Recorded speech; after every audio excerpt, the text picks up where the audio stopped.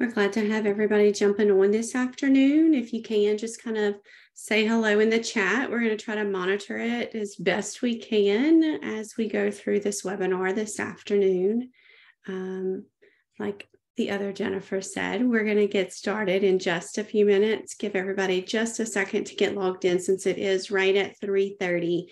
And we do know it's the end of the school day and everyone's trying to get situated and children off campus and all of that good stuff. So we'll give everybody about a minute or two and then we'll get going.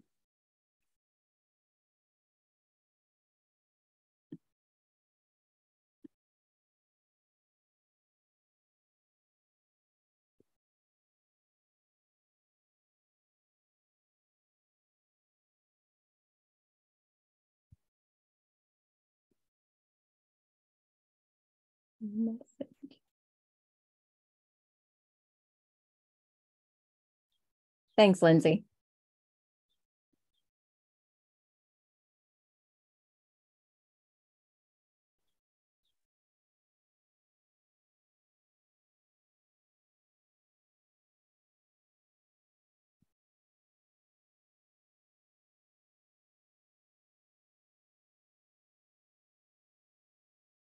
All right, Jennifer, it looks like everybody's in. You can start when you're ready. Okay.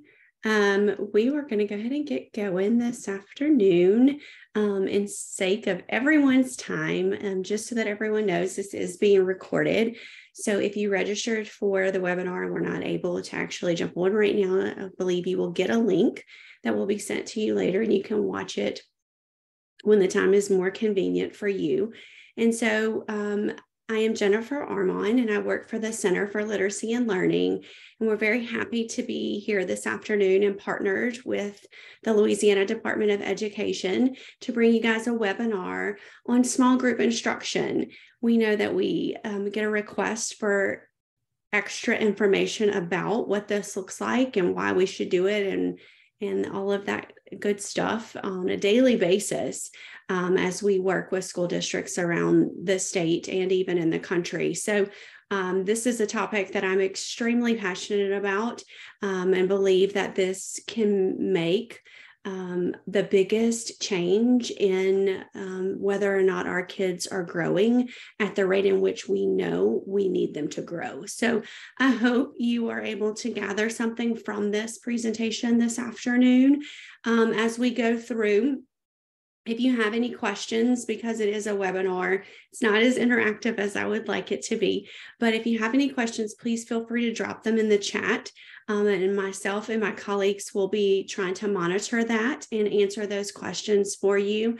There are a couple of videos embedded in this presentation, short ones.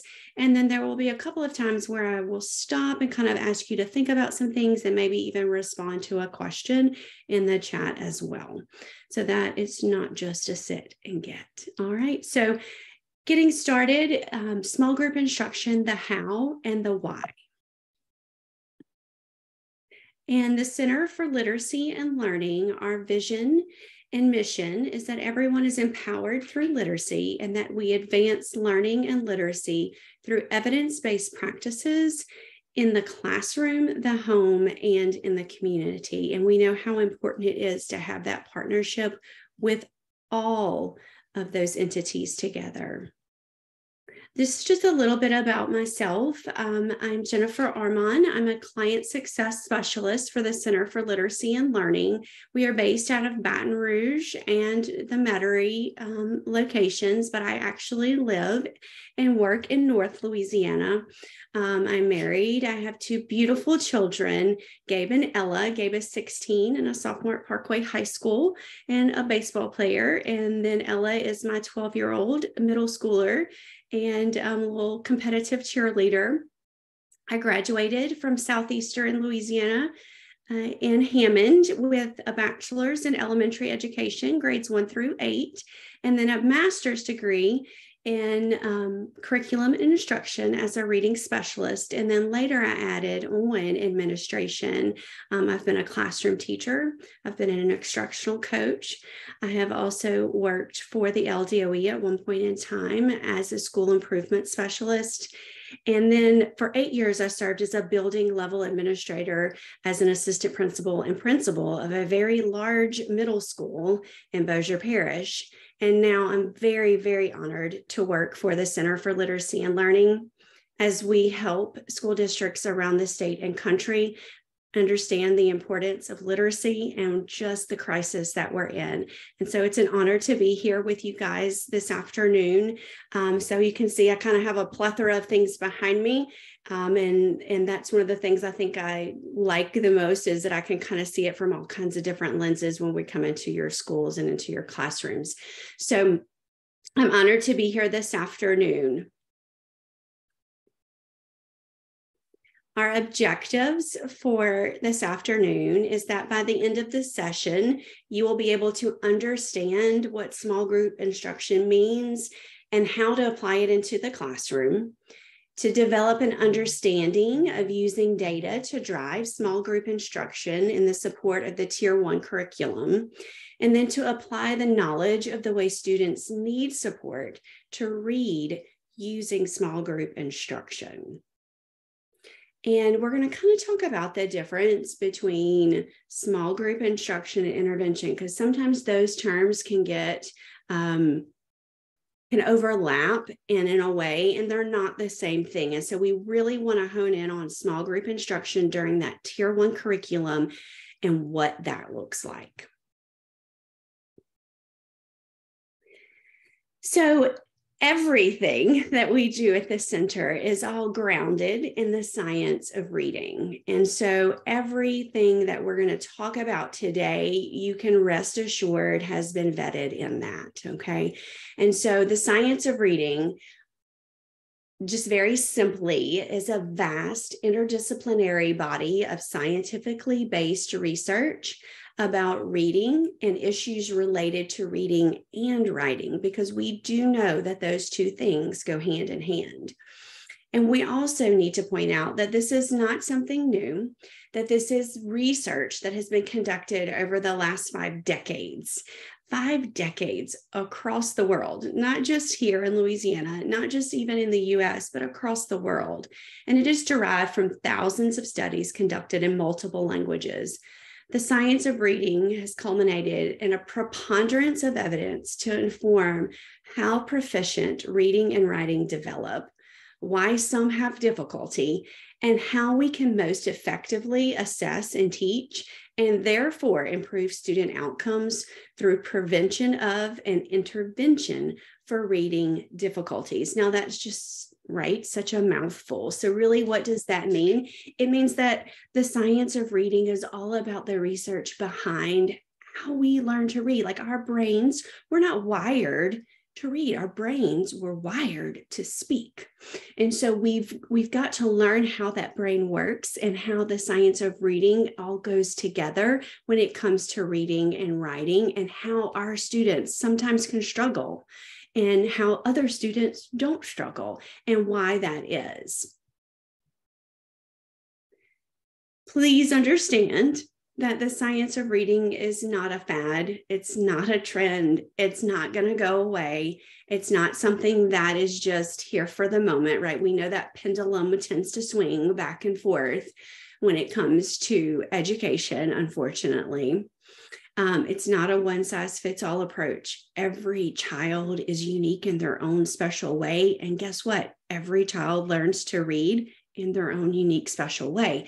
And I think that's why small group instruction is so important for our kids, is because we get to that point where we're like, okay, our Tier 1 curriculum is supposed to be universal. It should be able to meet the needs of all of our students. However, what if it's not reaching them? And what are we supposed to do? And so how do we do this? And small group instruction is a tool that you can use with your students to get to them on that more small group, small setting, or one-to-one setting, where you can really hone in on what they're struggling with in that Tier 1 curriculum. It is not a single specific component, such as just phonics. So you're not going to hear me just talk about phonics today when it comes to small group instruction. What you are going to hear me talk about today when it comes to small group instruction is we're going to hone in on the pieces of the puzzle that those kids are missing, whether that be with phonemic awareness, whether it be with phonics, vocabulary, comprehension, letters, letter sounds, like all of the pieces of the puzzle, right? We're going to talk about all of that when it comes to small group instruction.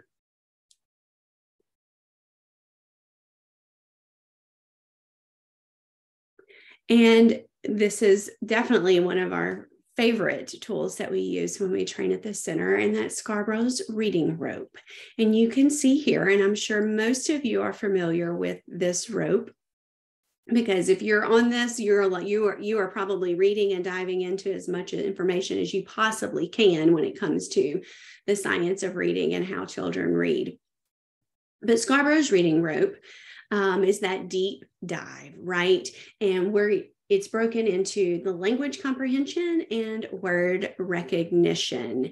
And so when you start with like word recognition, all right, that is the starting point. That is the what and the how. That's your phonological awareness, your syllables, your phonemes. And then we start with decoding, that alphabetic principle, spelling sound correspondence.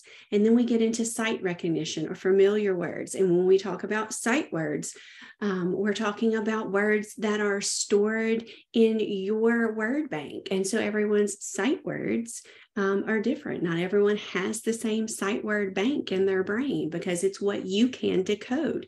So all of these pieces are all part of the word recognition strand of Scarborough's reading rope. And then you've got the top portion when it comes to comprehension. And that's where we start to talk about building background knowledge, talking about different facts and concepts, the vocabulary, the depth and the breadth of the language, the precision in which we speak, language structures, syntax, semantics, verbal reasoning. Oh my goodness, inferencing, metaphors. Inferencing is a huge piece of the puzzle for all grade levels, especially in our guidebook lessons. And then, of course, we get into literary knowledge when we're talking about print concepts and genres. And so here you have the rope. And as you become a skilled reader, that rope just twists and gets tightened as you're going through, and it becomes increasingly strategic and increasingly automatic. And that's the most important piece, is that as you're reading, those words are automatically coming to you and you're not having to stop and decode them as much. And so therefore your comprehension becomes stronger, right? Fluent execution and coordination of word recognition and text comprehension. That is Scarborough's reading rope.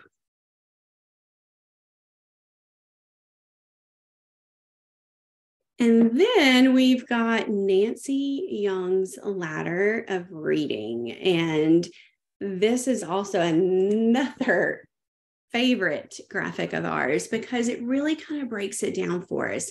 And when you look at these percentages, you have to stop and think. And I bet as a classroom teacher or building level leader, you can put faces to these numbers as you look at this graphic. So here we are. And if you look at it up at the top, right, we've got 5% of students learning to read, and it's just effortless. Right? They're going to get it regardless of where they come from, regardless of what we do in the classroom. These kids are just going to learn to read. They're just these quick kids, right? 5% of your kids.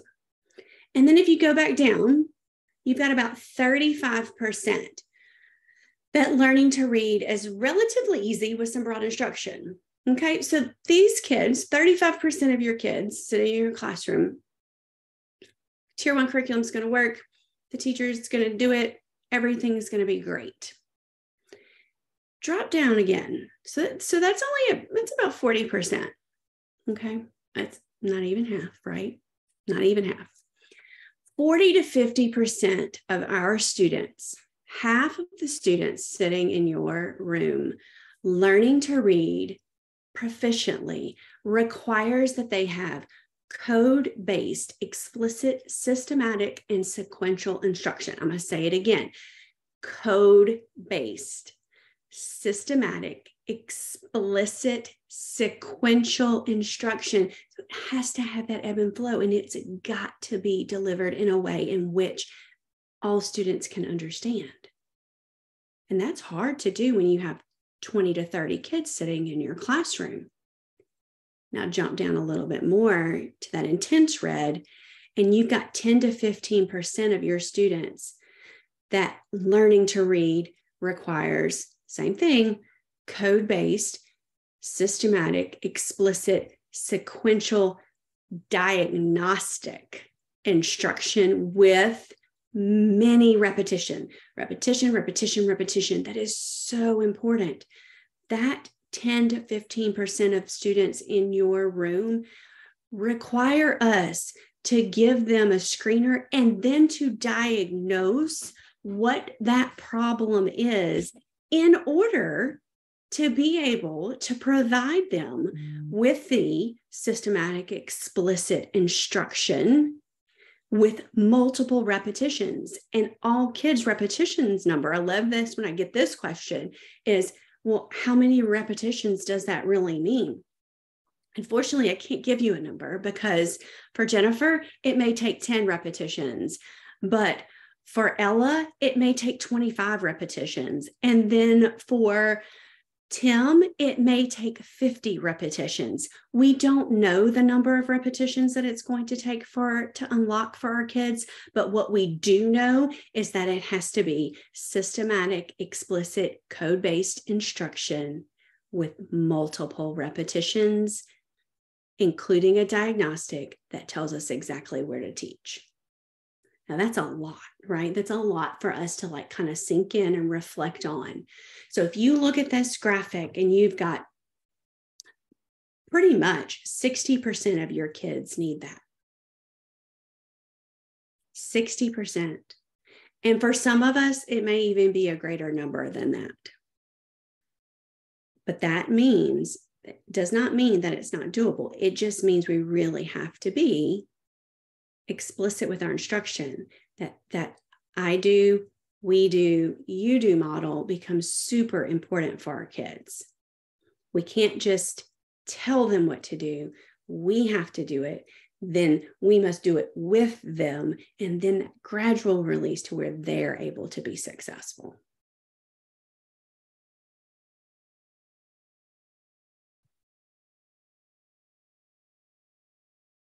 All right, so this is what we've been waiting for, right? What is small group instruction and how do I get there? You've given, there's a lot of science information, a lot of that stuff, right? That the meat of it, okay, we know our kids need this, but what does it really mean? So Barbara Wask defines small group instruction as any instruction where a teacher is working with 5 students or fewer. And it usually follows whole group instruction. So you've given your whole group instruction, and then you break into small groups of 5 or fewer. Small group instruction provides opportunities for flexible and differentiated learning for our students. With a smaller number of students, they have more opportunities to participate in the lesson. They are also more likely to participate in the lesson in a small group environment. For the simple fact is they don't have as many eyes watching them. They're not afraid to be wrong, especially as the students get older. And please know, when I talk small group instruction, I am not talking just in the K2 space. Small group instruction, we should see happening all the way through high school. And coming as a middle school principal, small group instruction was hugely important to us. It was the only way that some of our students would actually participate in our classes, because the threat of being wrong and being embarrassed in front of their peers diminishes in a small group setting. Teachers are also able to monitor the students better and provide better and more individualized feedback and support. And that's crucial to the growth of our kids. we can't just tell them, yes, you're right, and move on, right? We want to be able to pinpoint and show them and give them specific feedback. And when they do make an error, push that error back and reroute right then and in that moment, instead of catching it when you're grading papers later.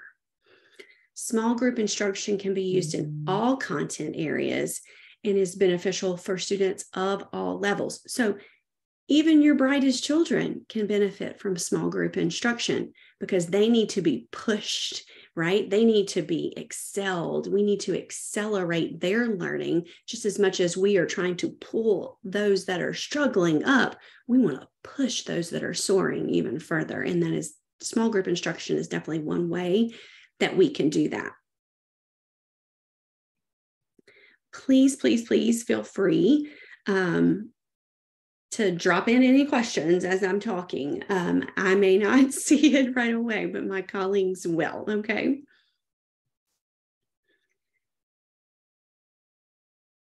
So this statistic says that research shows students are 66% more likely to participate in a small group setting rather than a whole group one. I don't know about you, and you probably may not believe me because here I am sitting on a training video with you right now. But when I was in school, I could go to school all day and not say a word, like sit in the back of the room and be extremely, extremely quiet. Why? I did not want any attention brought to myself. I knew the answers to what was going on. I could read fluently, but I was not going to put myself out there just by chance that I was not correct. Fear of failure at an early age, right? We see that in our kids, especially, and even in our adolescents, we see it happening sooner, that they don't want to be wrong, especially in front of their peers. And so when you have that small group time, it takes away that fear for them. And it's so important. Running effective small groups can be extremely overwhelming. I'm not going to lie to you. It may seem like a very daunting task for you teachers, but there are so many things that you want to try to squeeze in, or maybe there's an activity that you feel like you need to hurry up and finish. And then so you're going to take away from that small group time. But really what you need to be able to do is, like, that small group time is sacred. It is the time that you're able to really reach in and dive deep with those kids that need you the most. Okay. Research has shown that working in small groups improves academic achievement and relationships with their peers.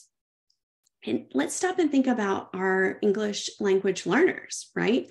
Small groups promote problem solving and critical thinking skills, and therefore it will increase their students' self-esteem and confidence. And those students need that more than anything because they're sitting in a classroom where that's not their first language. And so they are extremely very aware of the lack that they have and that confidence in your classroom because that's not their first language. So this gives them that opportunity to be vulnerable with you and to give them time to really think, right, before they actually have to do it. And we always talk about time on task. And so this can also increase that on-task time for our students when they are working in small groups.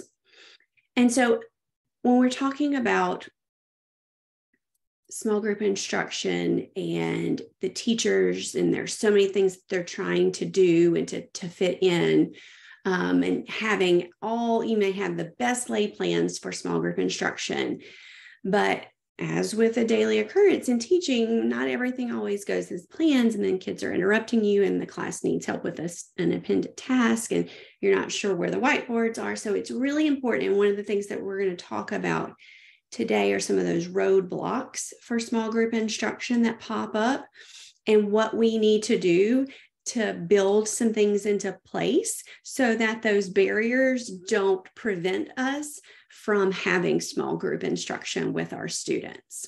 And I'm going to be honest, right? It's not going to go perfect the first time. It will probably make your head spin the first time.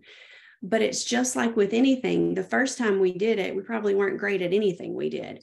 But after you do it multiple times with multiple repetitions, like we want with our kids, it gets better and better.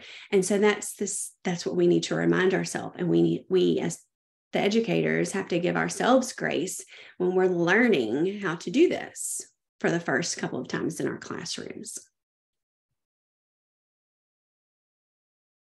All right, so here are some benefits. I've already talked about a few of them, but you're going to be able to clear up those misunderstandings that you may not even know were there, because you can't 100% of the time know that 100% of your students during whole group instruction understand that lesson. It's impossible unless you're reading their brains. And if you're reading their minds and you're inside their little brains, I need you to tell me the secret, okay? Because I can't do that. It will also help you gather very accurate data on your kids. And we are completely data-driven, right? Data. We know that should drive our interventions. That data is driving how we put our children into groups. That data is driving whether or not our Tier 1 curriculum is working.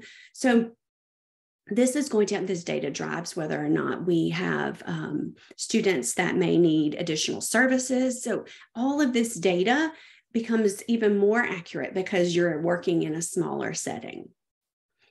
Another benefit of small group instruction is that it will improve the overall quality and accessibility of your instruction. Kids get to you a lot easier if you're sitting right there in front of them at the table, right? I mean, they're right there at you. They're at an arm's reach. They're not at the back of the classroom. You are right there with them, helping them along the way. It increases student participation that we just talked about a minute ago, and it also provides that immediate feedback. And to me, like, I don't even know that I could number these like in the most particular order, but student participation and that immediate feedback to me are probably the top of my list, even though they're at the bottom of my bullet points on this, but they are really so important, and why I talked about them individually. Effective small group instruction targets singular skills while promoting discussion and exploration among students, and both which are key components in content mastery, right? We know that in all guidebook lessons, there are tons of times for our students to turn and talk, lots of discussion among our kids. And that is super important for them to understand and master that content. And so if you have students that are not willing to participate in those whole group lesson moments of discussion, small group lessons are definitely a benefit for those discussion pieces.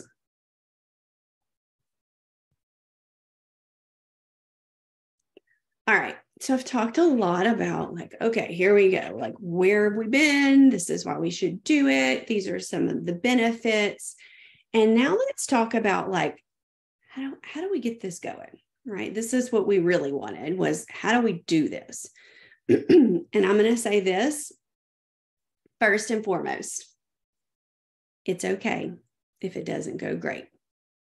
Okay, I'm going to say again. It's okay if it doesn't go great the first time. You're going to shake your head and go, what am I doing at the end of the first day?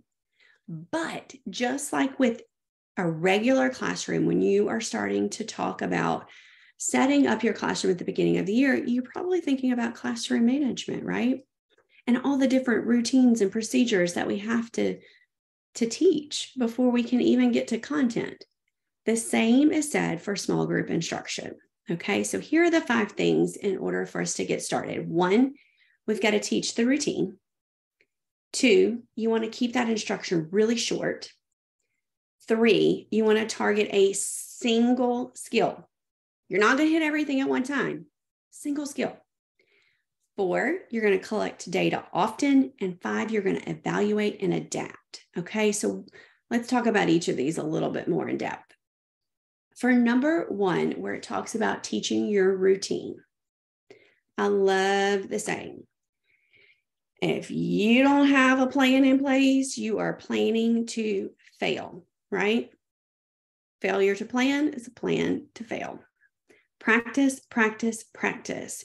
As in with teaching any routine in your classroom, we always encourage our teachers to teach the routines with something fun first, right? Instead of academic and knowledge. We want them to be able to practice this routine with something that is interesting for the kids. So it may be as something as simple as like their favorite colors or candy and sorting, if that's what you need them to be able to do, right? But you have to teach it with something that hooks them in and gets them a little buy-in to what you're about to do with them. And then you flip the script on them and you give them the content that goes with it. But they already know how to do it because they did it with something fun that they wanted to do. But that's with every classroom management. It's no different when it comes to small group instruction.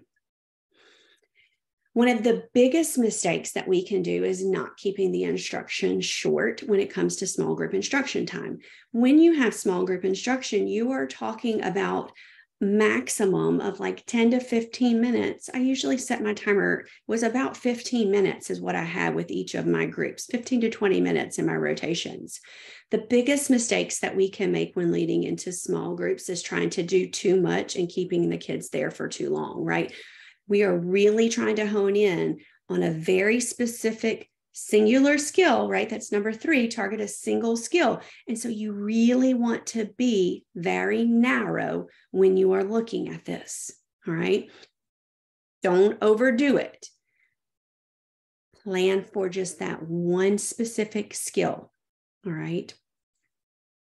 Let data drive your decisions. Number 4, collect data often. All right. Without data, you cannot plan for your small group instruction. Your data will determine what skills you work on, what group of students you work with, and what resources you use in order to teach that skill. And remember that you are going to need to take some time to review that data before you make your groups. What are the students struggling with? What should be the main focus of instruction? How should these instruction be delivered? And let me emphasize, it needs to be different than how you did it in whole group, because it didn't work in whole group for some reason for these kids. Whatever reason that may be, we don't have to understand the reason that it didn't work in whole group. What we do have to understand is that it didn't, and we have to do something differently. Okay.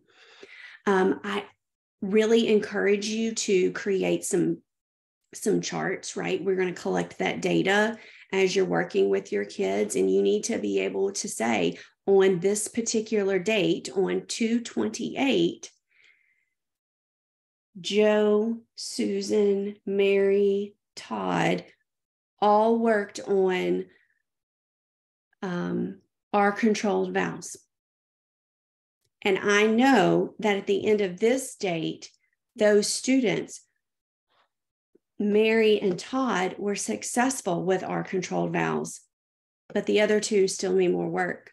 So the next day, I'm not taking Mary and Todd, who mastered the R controlled vowels, because my data shows that they mastered it. And if they mastered it, they don't need me in small group on that skill anymore, but they might mean a different skill. It's a revolving door, and it's constantly changing and constantly moving pieces and parts, which is why your data notes are so important. Super, super important. And then the last one, number 5, talks about being able to evaluate and adapt. All right.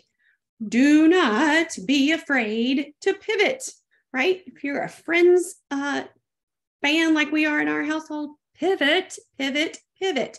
If it's not working, change your course of action. Please change your course of action. Do not be afraid to make a change for your kids if they need it. All right. Reflect on what's working and what's not.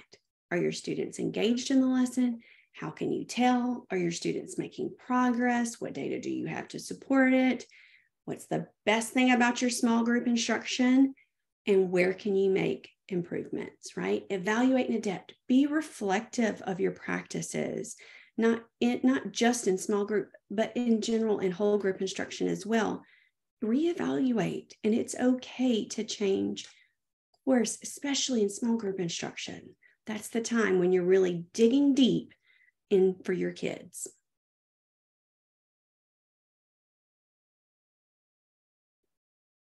All right, teaching that routine.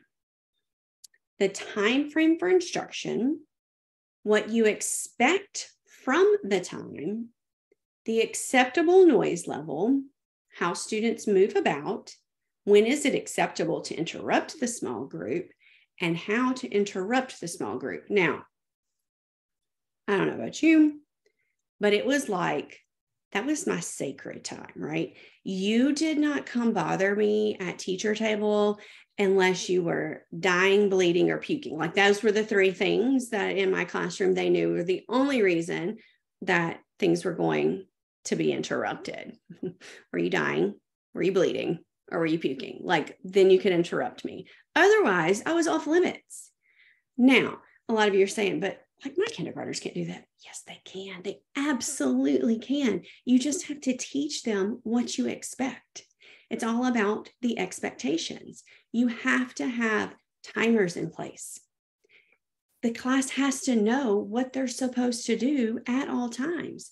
And if I don't know what to do, is there a place for me to go back and double check what I'm supposed to do? Right? Do you have all of that set up? We always had that saying, ask three before me. Did you ask somebody else before you came and interrupted me in my small group? Somebody's got to know what's going on, right? The expectation has to be very clear. Clarity is key. Okay, here you have to give the kids exactly what they're going to be able to do. If students understand what small group time is going to look like and sound like, then they're going to be more successful with it. Before you begin this, I just said it a minute ago, please make sure you hold a lesson telling them what they are and why you're doing this with them too. Give them that reason why, because you know that kid's going to ask you, why are we doing this? My kids love to ask me why, even at 12 and 16. Well, man, I don't, or my favorite, my middle school, she said, man, I don't want to do this. Why are we doing this? Explain to them. They will appreciate it and respect it so much more if you give them the why behind what we're doing. And it's not just because it said so, right? They don't like that one. And if possible, model for your class what it's going to look like. And for the rest of the class, have a little group, do a demonstration, practice, practice, practice. By teaching this routine, you are going to set your students up for success. And Lord knows you are going to set yourself up for a lot less heartache if you teach this routine, okay? If you don't teach the routine, don't be disappointed if while you're working with your small group, the rest of the class is off task. Because if you don't take the time to line these structures out and teach the routine that you want your students to use on a daily basis, and I said daily, then they're not going to do it. If you take the time to do what's important, right, for yourself and in life, it's the same thing in your classroom. You have to teach this routine. And if you don't be surprised if it doesn't work. Clarity is key. All right. So Jennifer, how to teach students to work independently, right? That's like the ultimate goal is we want them to be little independent thinkers and problem solvers without us. We don't want to have to hold their hand the whole time. We know we've got to get them to middle school and high school where they definitely need to be more independent before they go off to college, right? These are all the things that we want for our kids.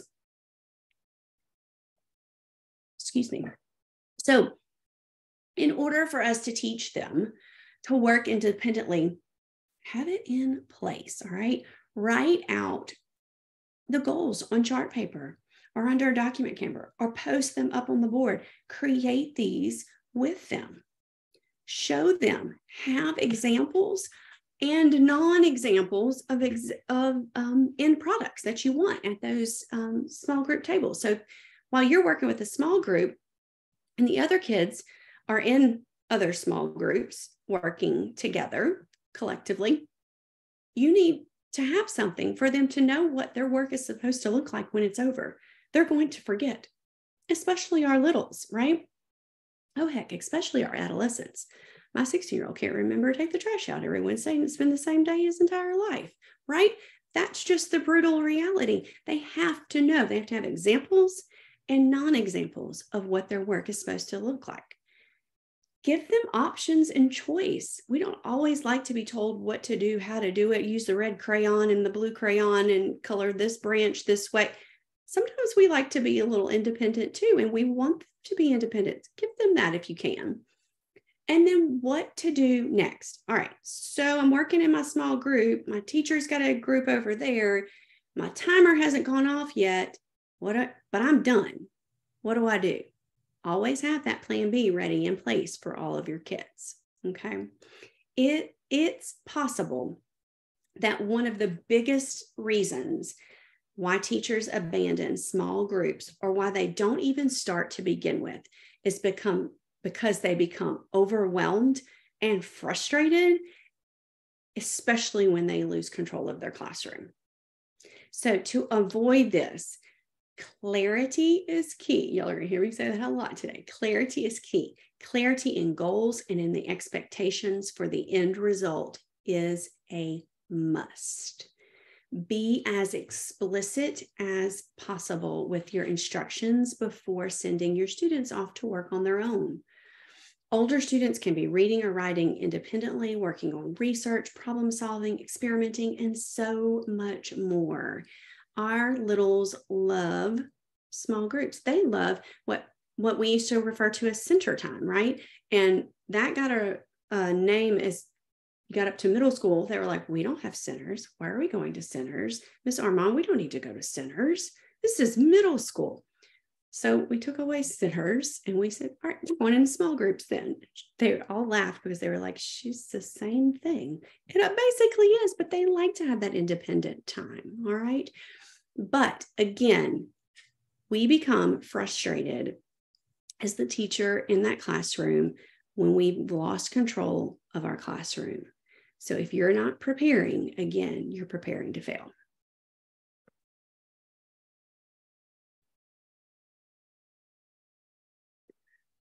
Okay, so these are Aries phases of word and reading development. And so in a lot of our Tier 1 curriculums, they will actually break it down for you. And it will give you suggestions in your curriculum. I've seen where it will say, if your students are in the pre-alphabetic phase, right? You can do this with them. If you have students that are in partial alphabetic, full alphabetic, consolidated alphabetic, and it'll give you different things to do with them. So I just kind of wanted to review this. So in case your teachers or you as the teachers in the classroom see this and you're like, I'm really not sure what that means. All right. So pre-alphabetic, that's when you're using like visual cues. So these are our sweet littles that when we're driving down the road, they say, oh, look, there's McDonald's. Well, they didn't read McDonald's on the sign. What they saw were the arches. They saw a pre-alphabetic symbol, a visual cue, and know exactly what that is. Okay. And so some of our kids are at that phase. I can probably, if there are kindergarten teachers on here, would probably say I have some students that may still be in that phase. What do I do with them, right? With that sound simple relationship, that's when we're going to start talking about visual cues, and they're going to work on that. And if they're in partial alphabetic, this is where we're talking about letter knowledge and partial phoneme awareness. So we're recognizing some of the letters and some of the sounds, just real simple phonology, but we may not have all of it together, okay? And so we're going to work on that. And it's going to give me something for students that we feel or we know based off of our data that we've collected that they're in this phase. And then you've got our kids that are in full alphabetic phase, right? Early sight words, phoneme graphing, correspondences maybe there, complete phoneme awareness. They are strengthening all of their letter sounds. They're sounding out systematically, explicitly. That phonemic awareness is there. They're on track. And then you've got kids that are in consolidated alphabetic. All right. They're reading fluently by sound, symbol, morpheme, whole words, families, analogies, their orthographic mapping. They've got all the advanced phonological skills, and you're teaching those advanced phonics stages. Now, these phases that we're talking about right here in Aries are typically what we see in our pre-K, kindergarten, grade 1, hopefully may still see some of this in grade 2. But in your tier 1 curriculum, these phrases may appear in your curriculum. So I wanted to point that out today because they will help guide you with your tier 1 curriculum of things that you can do in small groups with students that may appear in these different phases. So this was just kind of one of those extra caveats when it comes to small group instruction that I wanted to point out for you guys.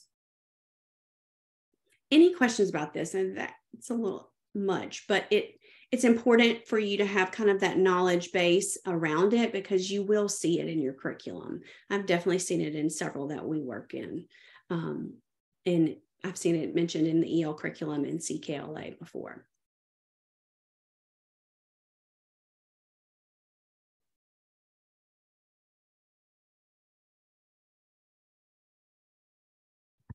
All right. So here we have Tolman's hourglass figure. And so as we were just talking about Aries phases, you can see some of that same language transfers over here, right? And so Tolman's hourglass works from broad, narrows it down to that letter sound symbols, and then goes all the way back down to the orthography. So, and here you saw that alphabetic principle. That was one that we were talking about a minute ago. So you start with your phonological awareness, and it breaks it down into early, basic, and advanced. And you can see where we're talking about phonemic awareness there with those phoneme blendings, segmentations, deletions, substitutions, reversals, right? And then you get into those connecting that letter and the sound together. And then we start to break it up into graphemes and digraphs and trigraphs and vowel teams and blends and word families, syllables, morphemes, and of course, etymology. So in Tolman's hourglass figure, it illustrates that continuum of phonological awareness skills and the orthographic skills that are necessary for students to become proficient readers. And it moves from the most basic to the most advanced skill sets. All right. It is also important to note that this is not necessarily, she did not intend for this to be a scope and sequence in any way, but it is a continuum. Okay. She refers to it as a continuum of skills. The bottom half, where she's starting to talk about, getting to that orthography, this is where you're starting to connect that print with your sound symbol relationship. And students are learning the phonetic patterns from the smallest units to the larger units, and then progressing all the way through to that advanced phonics. So it is a systematic, cumulative way for skills to be taught, not necessarily a continuum. All right.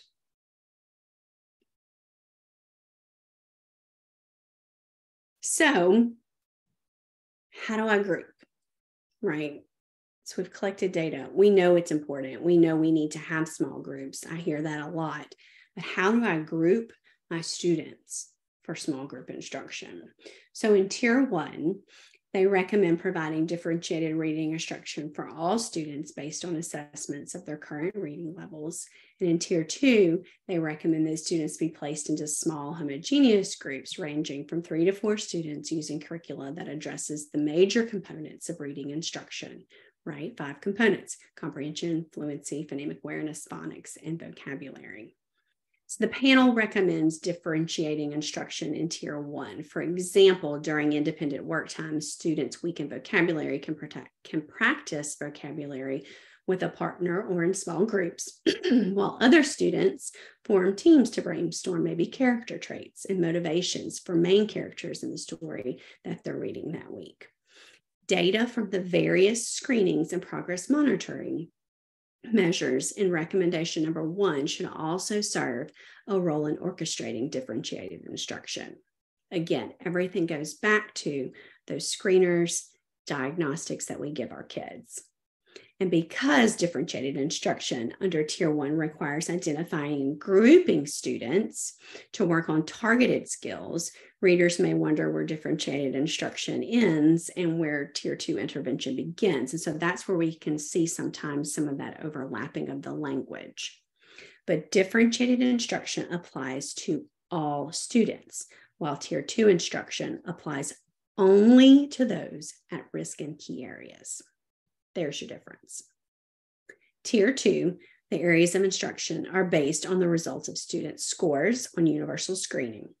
Instruction should be systematically building skills gradually and introducing skills first in isolation and then integrating them with other skills. Remembering that explicit instruction involves more teacher and student interaction, including frequent opportunities for students to practice and comprehensible specific feedback. Intensive instruction should occur at least 3 to 5 times per week.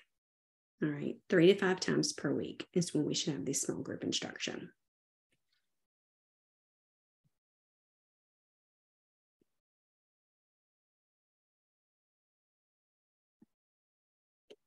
So here is the Center for Literacy and Learning. We developed a planning tool to help with small group instruction so that you can kind of, there's just an easy way for us as we would go in and try to help teachers and literacy coaches plan for this. So it's really important that you, as not only do you, the teacher, understand the why, it's also important for the students to know why they're meeting in small groups and that what their goal is during small group instructional time. This planning sheet right here can serve as your documentation as to how many times you meet with the student and which needs are met. So on this particular sheet, it has like the date of the lesson title, specific standards that were addressed, or the skill. You can see it also says essential skills needed for mastery for that lesson concept. You would be able to list your students' names, different areas that you observed or documented an area of struggle for that student, and then small group planning notes. So you're able to actually write some anecdotal notes there as well. You can also see here in mine, it says if you place a student in a group for an instructional purpose, you must have a sound reason behind this action, right? Data drives everything. We need to know that you're not just haphazardly grouping your kids. But this planning tool can help you keep all of that documented and in one place so that you can have those records easily accessible.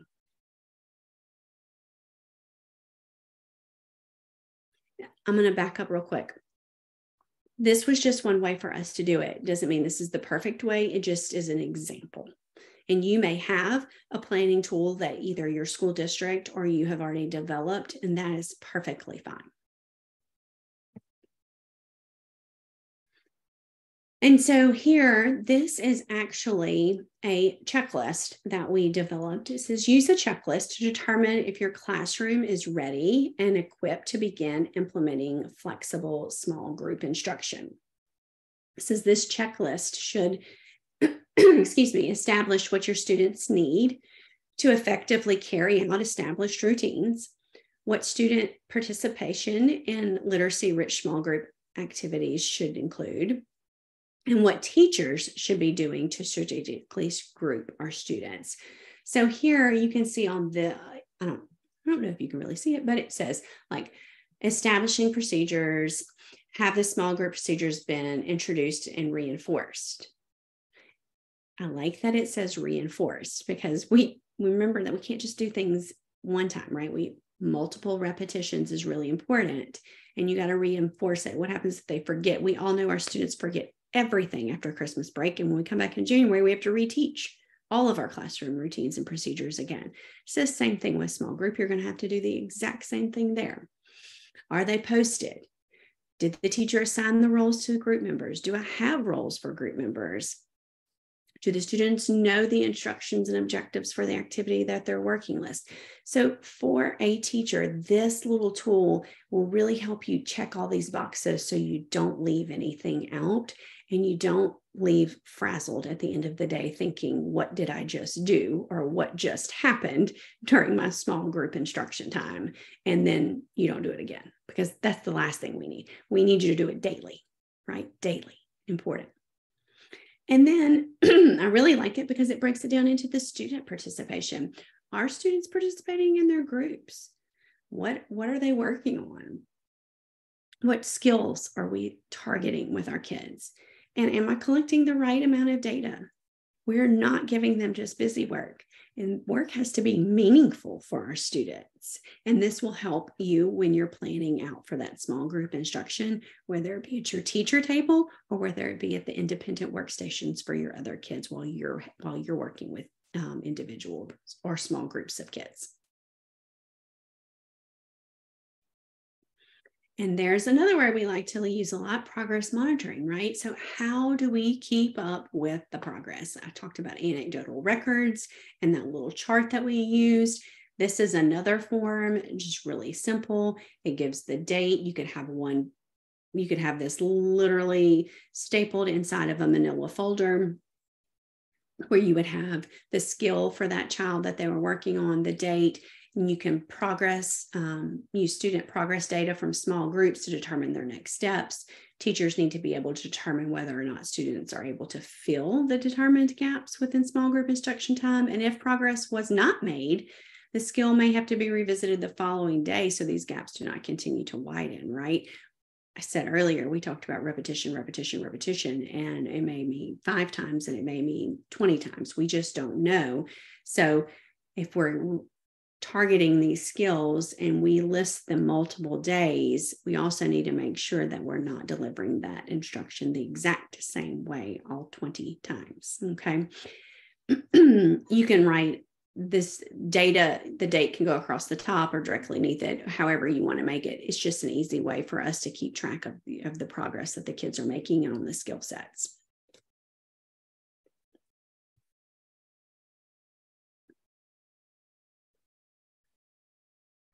All right, learning stations and independent work. The question I get asked the most, what is everybody else doing? Like if I have this teacher table over here and I've got small group instruction going with those group of 5 kids, what are the other 20 kids doing while I'm doing this, right? And Jennifer, there's no way that this is going to work. How can I let 20 other kids be working independently? If you train them, right? If you train them, they will come, right? Same thing. All right. We got to train our kids in the routines and our expectations. So students who are not involved in a small group with a teacher should be engaged in meaningful work related to literacy. They're not watching a movie. They're not playing a game. They are doing the work revolved around literacy. All the work that our kids are doing when they are working independently or in a learning station should be reinforcing work that has already been taught. So this is not new learning for our kids, but this is a way for you to be very intentional and to reinforce skills that you have already taught so that they don't lose them. All right. These are not new teaching moments. This is a reinforcement moment. These are skills that you have seen them perform successfully and accurately when they're with you, because this ensures that they can do that work independently and you will be able to focus your attention on your small group, because that small group with you needs you the most. All right. You have to be able to give those 5, 3, 2, however many students you have at the table with you, your undivided attention. because they need you the most. According to Wiley Blevins, in order for a skill to stick, it must be purposefully and systematically reviewed for 4 to 6 weeks. 4 to 6 weeks. So for those of you that say, like, I got to move on, this is learning time. This is time where you get to reinforce those skills that you feel like, I've already taught it. I feel like they've mastered it, but I don't want them to lose it, right? So this is a great opportunity for you to be able to do that. Literacy centers offer them that opportunity to practice and review the skills for mastery. All right. A variety of differentiated learning stations can be aligned to different standards and objectives. They can be working on writing workshops, book studies, skill practice. You may have a group that may be working on the computer. If you have some of the computer programs that we see in our districts that we work with, you can have 5 kids working on that. Instructional games. All learning stations and independent work, though, must be aligned with current standards and objectives for that grade level to ensure that further learning gaps are not created, right? This is supposed to be helpful, not hurtful. And please remember that when we're using these components to plan the activities for students who are not participating in small groups, that these are rotations, right? So you are going to have a small group with you. If you remember, the time earlier was between 15 to 20 minutes. So the work that they're working on is about 15 to 20 minutes long in those learning stations as well. So it doesn't have to be this long, complicated task, is what I'm trying to say.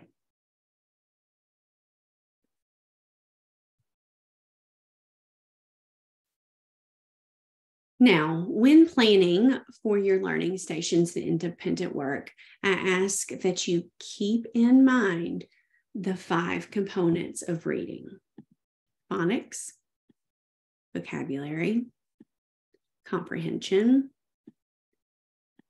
fluency, and phonemic awareness. Think about those when you're starting to plan for your independent work, for your students to be able to work on things. Think about these things. Vocabulary is so important with our kids, and we know that we want to continue to develop that. A writing center. Oh, how much can we do with that? There's so much that can be done.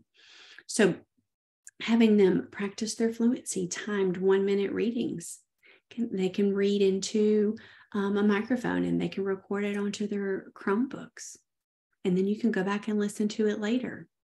Or if you just happen to be one of those lucky people that has an extra person in your classroom, maybe a paraprofessional or a teacher's aide that may come in, or a volunteer at some point, have them doing the timed 1-minute readings to work on practice fluency, right? We know that rate and prosody is so important, and accuracy with our kids. These are all things that we want to think about as we are planning. Think about those 5 components of reading when you're trying to come up with those activities for your other students to work on.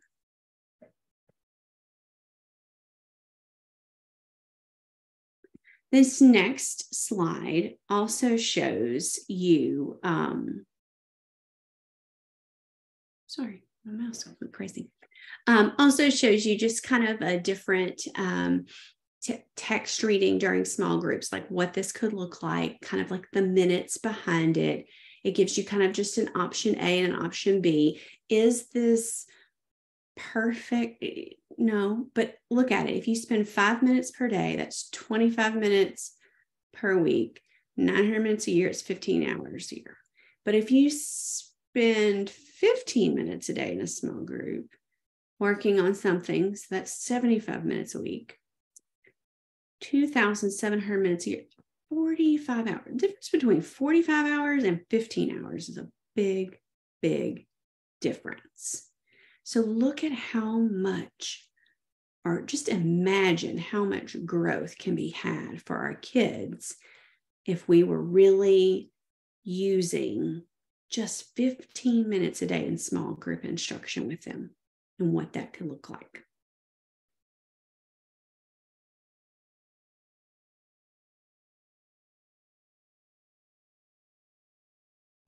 Here's another slide where it talks about what are the others doing. And so you can see, I just kind of put some things up here just to kind of get your thoughts going for you guys. Writing, have you ever heard of read and write the room, right? Sentence building, picture prompts, sequence writing.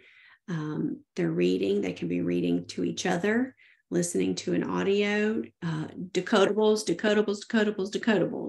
Please don't use anything but a decodable. Technology, we have so many apps out there. Spire, Lexia, Power Up. Those are some that I know our districts use that we work with.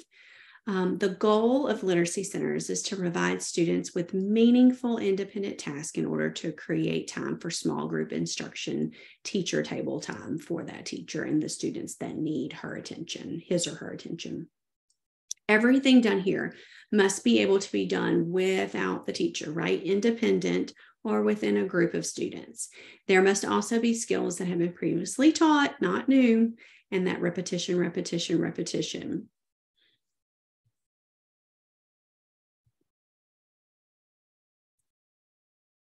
Progress monitoring.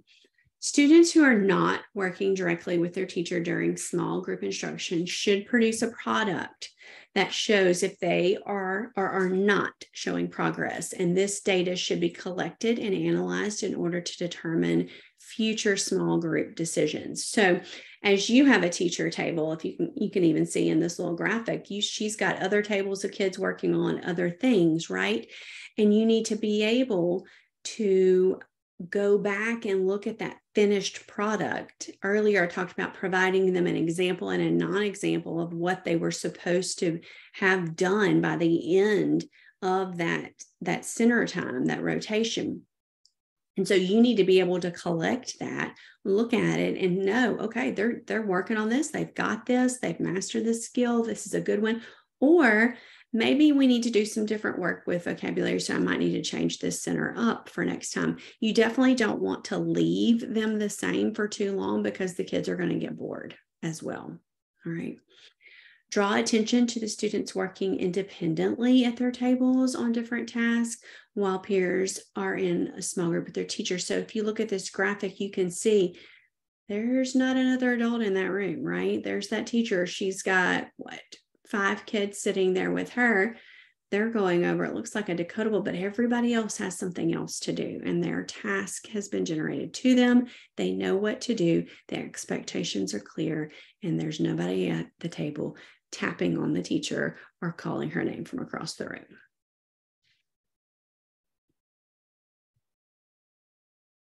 Okay, I've done a lot of talking.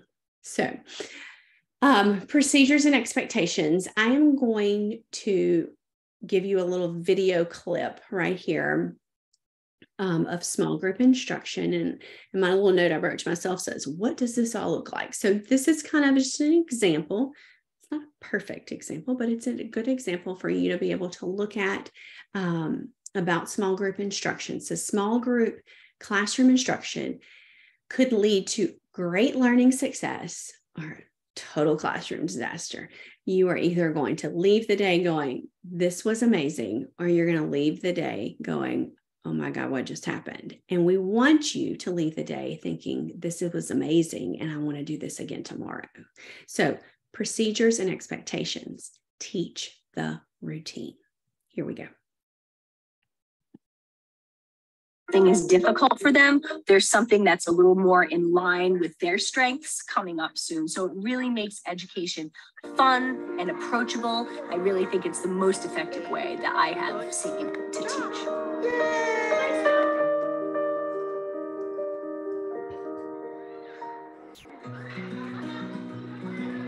The vision and the mission of Highlander is to use innovative practice as a social catalyst. We want our kids to be able to do anything any other kid from Providence could do. We use differentiation all across the curriculum here at Highlander, and especially in the first grade. Although the content is the same, having the stations really allows me to tailor my lessons to each individual group of learners. So how the differentiation looks in my classroom, we start off with a whole group lesson. So let's get our reading glasses on. Let's get the letter part of our brains activated. This section of our curriculum, we have been looking at nonfiction texts. When we're looking at our book today, we're going to be thinking about where we can get information. And then in the phonics realm, we focused on contractions. We're taking two words, and what are we sticking them together with? Apostrophe. Yes, Karen. And then we break off into our small groups. So our yellow group is still learning how to do a lot of our literacy things. The green group is doing pretty well, but has a few things to work on still. And our blue group is hitting all the first grade standards and needs to be stretched. So our differentiation kind of takes two forms. The first is by student grouping, and the second is by modality of learning.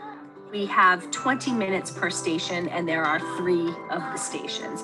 The students will rotate through all 3 stations each day. So our first station for the blue group is the computer station.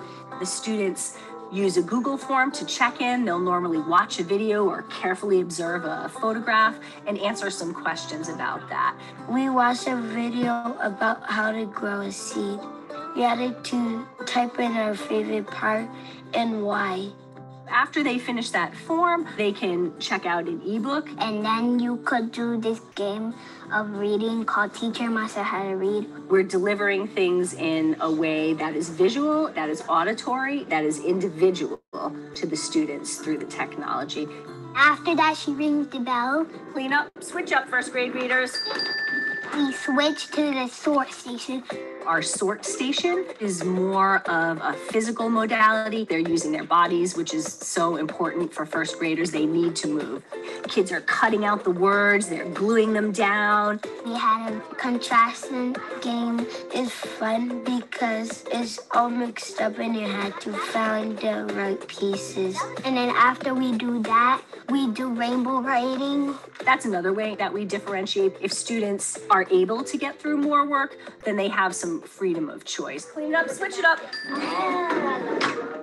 The last station, we're talking to each other and learning from each other. So that's more of the social interaction type of modality.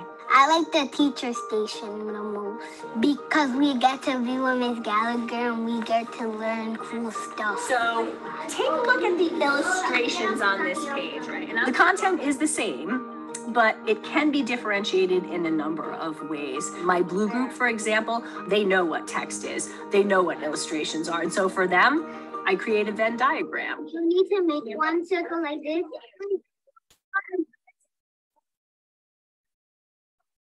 For the yellow or the green group, I'm just leaving the Venn diagram out of it. We're still doing essentially the same thing, but just that piece that might be confusing to some of those students, I just leave that out for a later time. They'll get to it. All right, so clean up and meet me in the middle of the rug for writing. Nice work, first grade. Being able to move through those stations, it's just another level of helping the students learn as much as they can each year. They really feel excited when they make that growth. They're proud of themselves. They feel like they're effective learners. As a teacher, honestly, it is a lot of work, but the results that you see and the happy faces of the kids and the good feeling that you have in the classroom is worth it.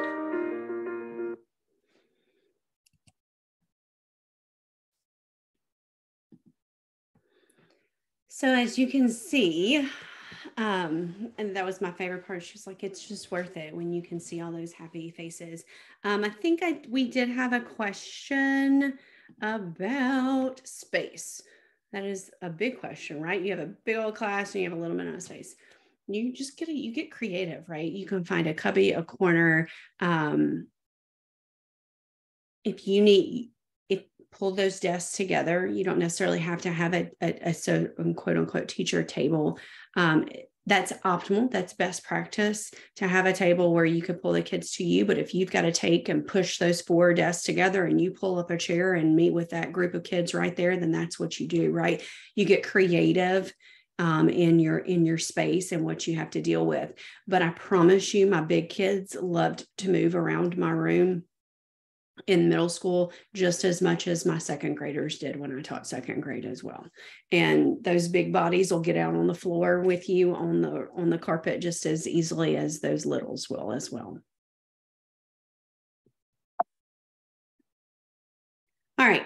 So we're going to kind of move along. I'm going to try to speed up a little bit. I didn't realize what time it was.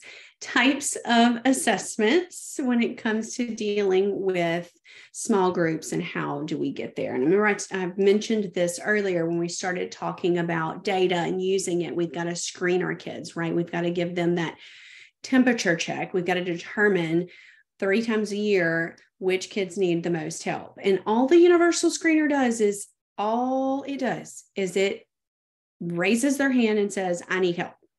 We don't know where they need help with the universal screener. We just know they need help.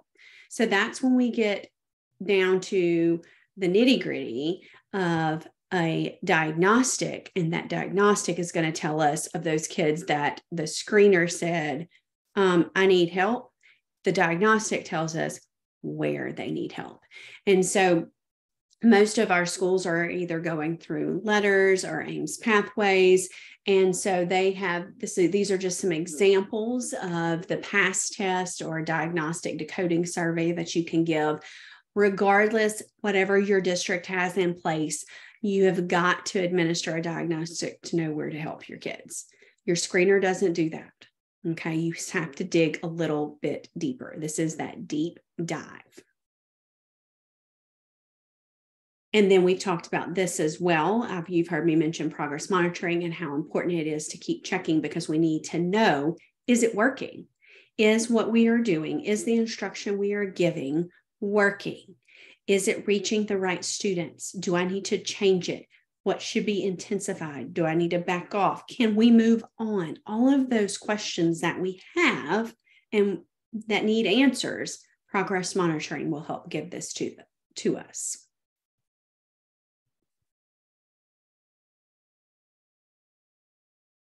Assessing to inform instruction, equality and equity. Think about your current or past structures for collecting and analyzing data. Are you collecting and using data in a way that aligns to the intended use of the assessments? If not, what can we use to improve it? Okay, we don't want to assess everyone all the time. Already, we have so much testing that is happening and not enough teaching. So testing has to be very purposeful. And so I say that to say, if we're going to give them a test, then we should look at the data. It needs to be purposeful. We're not just testing to test, and we're not just teaching to teach. All right. Think about it in terms of equality and equity. When it comes to instruction and assessments, you don't need to give everyone the same exact assessment, even though we do. However, you still have to give an assessment. And if you give it, you better do something with it.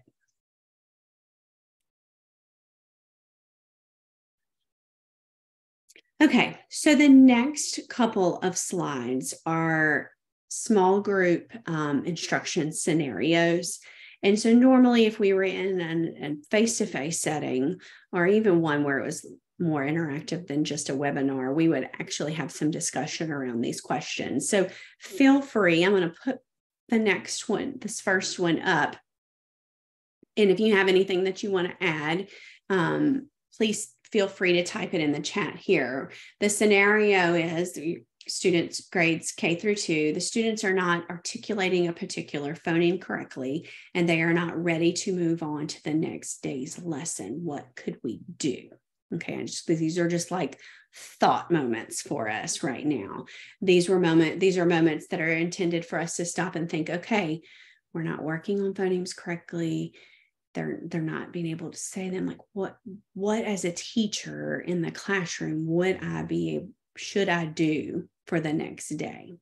These are those moments where we have to stop and say, I can't just go into the next lesson. During my small group time, I've got to address this particular issue. Okay.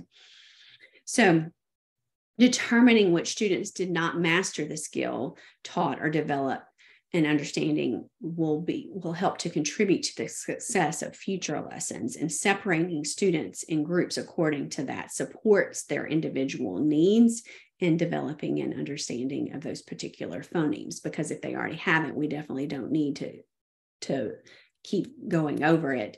we want to keep going over it for those students that don't have it. And if my colleagues can kind of monitor the chat on this, that would be really helpful, because I will not be able to do that and talk at the same time. So Jennifer or Lindsay, if either one of you need to come off mute during these scenarios, please feel free. Got it.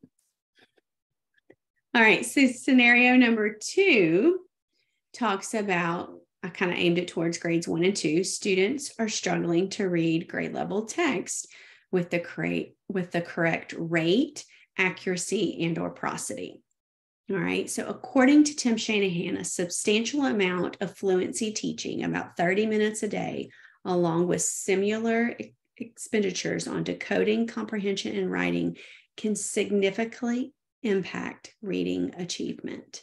And so it's really important that we observe the data to determine where the fluency breakdown is and where it's occurring with each student, that we organize our groups according to student need, and that we engage in various fluency activities with students.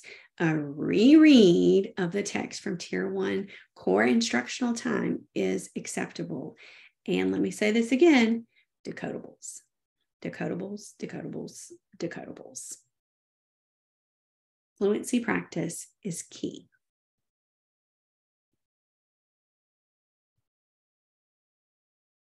Scenario number 3, I did not leave out my upper grades. You guys have a piece of my heart coming from middle school. Students are struggling to integrate academic vocabulary and or high leverage vocabulary words into their written responses. Whoa, I know we saw that a lot. I still see it with my own children who are 12 and 16 when it comes to their vocabulary and writing. And I'm mom and know nothing. Let me remind y'all of that.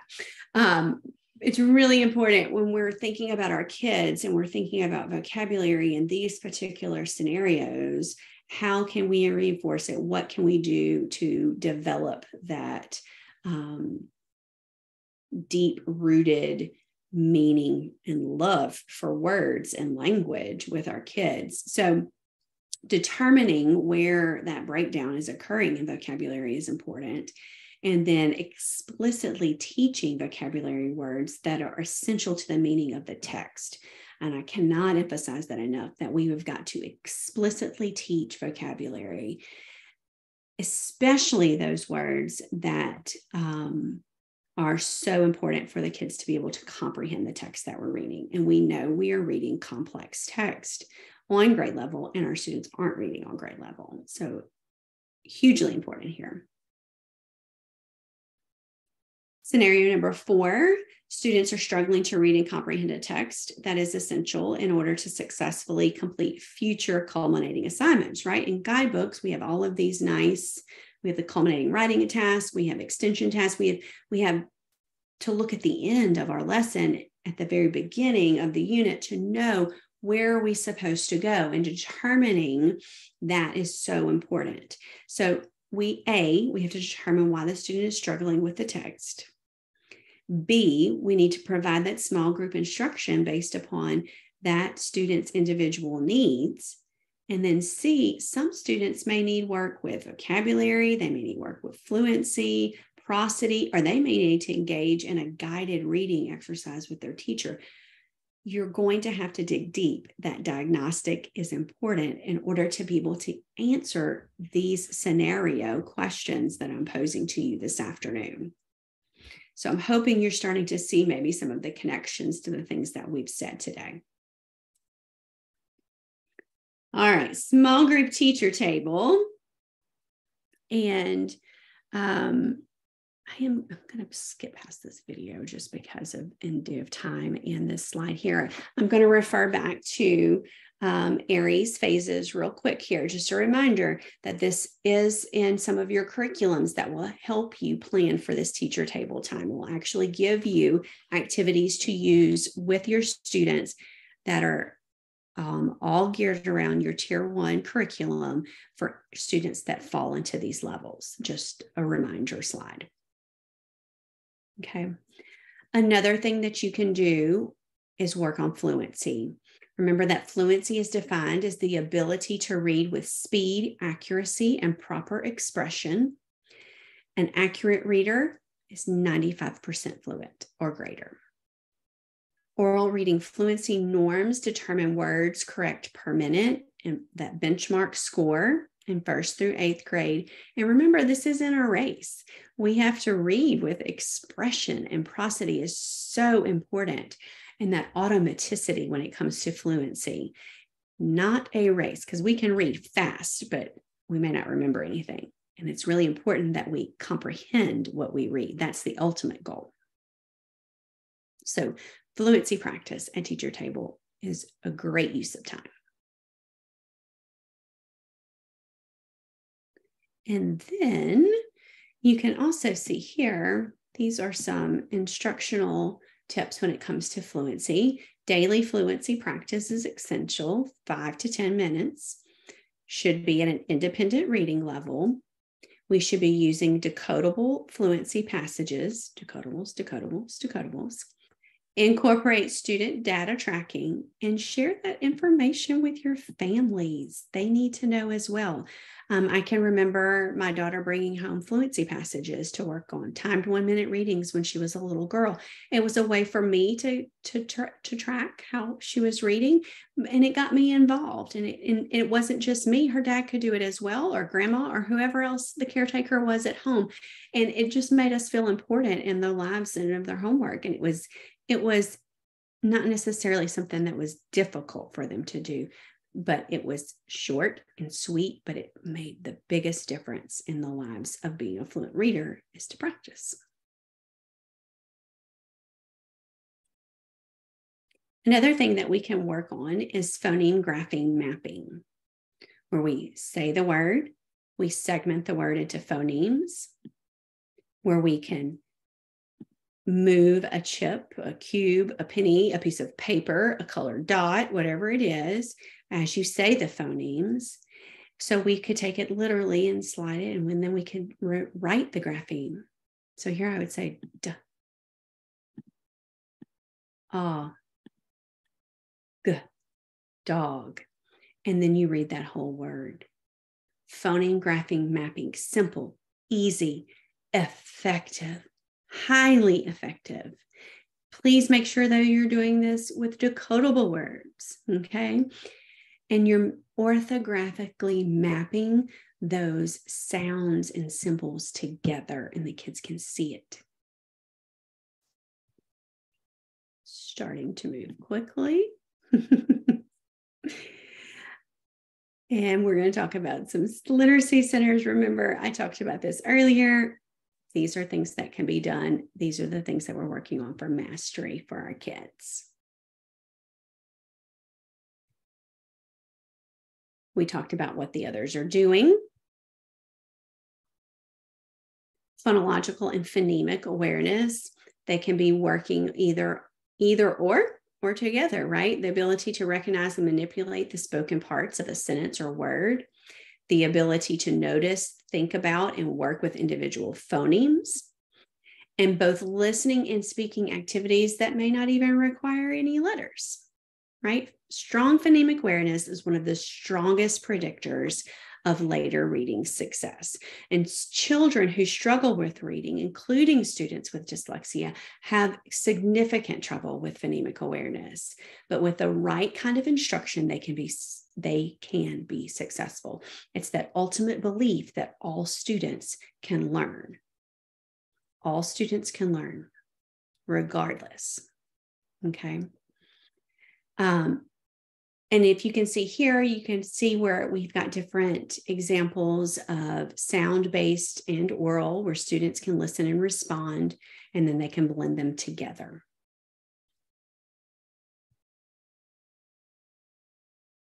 Phonics, where we're matching phonemes, sounds to graphemes, which are your letters, right? That sound symbol relationship. Use your spelling words, your phonics pattern for the week. Please make it make sense. We are not just haphazardly giving them words, right? There's a pattern we're teaching. If you're going to have a spelling list, that spelling list should have a phonics pattern that goes with it. Use your letter tiles, word parts. We had those snap cubes that we would build words with all the time. And that was a great thing that our kids could do. They would build the words and then they would have to write the words for me.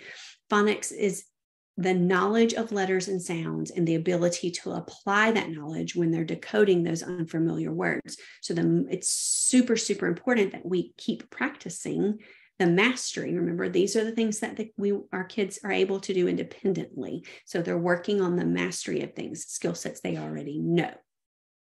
Review.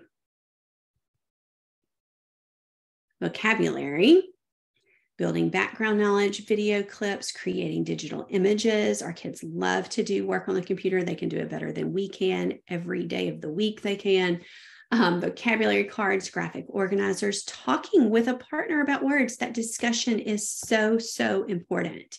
And then sorting words by categories. We all have graphic organizers and different things that we can use to work on this during one of our center times or rotations. Fluency and comprehension. I've said it over and over. Decodables, decodables, decodables, repetition, repetition, repetition. We are not using leveled readers. We are using decodable readers. The purpose of a decodable reader is to develop those phonological decoding skills. And this is the focus of our text construction, right? As children master more of that alphabetic code and progress through series of decodable books, the vocabulary and the story structure become more sophisticated so that we can examine these things as we're developing and building these skills with our kids. And studies have also shown that they are more likely to read words accurately in decodables. Imagine that.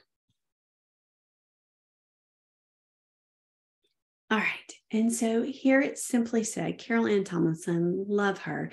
Differentiation is simply a teacher attending to the learning needs of a particular student or small groups of students rather than teaching a class as though all individuals in it were basically alike. Thank goodness we're not all alike, right? I mean, like we have similarities, but man, I'm so glad that we are all different human beings and our kids all learn different. I'm an extremely visual learner and it is killing me that I cannot see faces today. When I go into a classroom, I can come back out and I can tell you almost like the way the room was arranged and where people were sitting and what they had on and what color they were wearing. I'm just visual. I paint a picture in my mind, especially when I read, but not everybody is. And so we've got to be very cognizant of our children and their learning styles and their learning needs. And that is what differentiation is, tending to those individual needs of our students, not a one size fits all. So quick review, and I'm almost done, and I'm only about 4 minutes over. I'm really proud of myself. So small group instruction as any instruction where a teacher is working with 5 students or fewer. It usually follows whole group instruction. Small group comes after whole group. Assessments must, not should, that should say must drive our groupings. You screen and then you diagnose. Think about your stages of development, pre, partial, full, and consolidated alphabetic. Repetition is key. Repetition, repetition, repetition, and practice makes perfect. Do not give up. When the going gets tough, the tough gets going. And it's not going to be easy the first time you do it. It may not be easy the second time you do it, but I just encourage you to keep going and to give it a try. You are going to get more out of your students and move them faster if you are using small group instruction in your classroom. And then these are our references, and I'm going to kind of wrap it up. Everyone is empowered through literacy with the Center for Literacy and Learning. It has been my pleasure to be here with you this afternoon. I thank you so much for joining us. If there is anyone on from the State Department that would like to say anything, please feel free to unmute